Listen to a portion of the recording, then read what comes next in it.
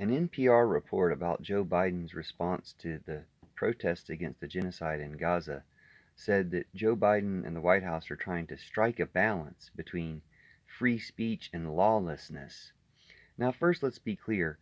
Free speech is what the protesters are doing, peaceful protest.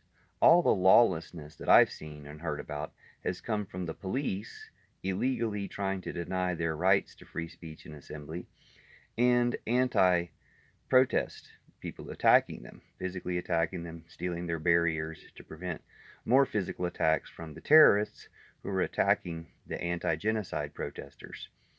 What kind of look is that, first of all?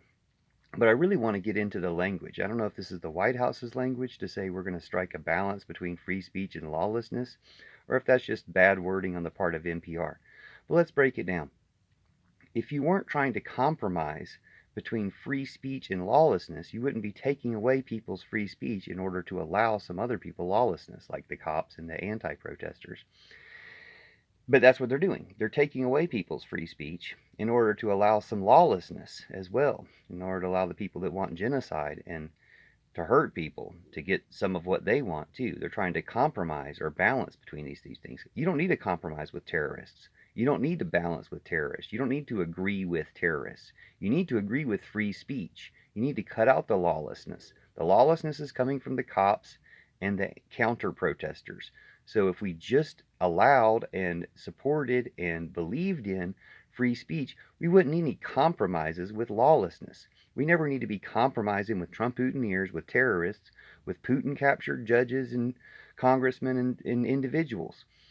They need to be shut down. They need to shut down because their activities are not free speech. They're hate speech, they're terrorism, they're dangerous, and they're not covered under free speech. The peaceful protests most certainly are. And if we just protected them from their attackers, both cops and uh, pro genocide counter protesters, then we would have a good situation because everybody would see the truth of being against genocide and everyone would see the evil of supporting genocide. We can stop that. We can stop the genocide. We can stop the malarkey. We can stop compromising and appeasing terrorists.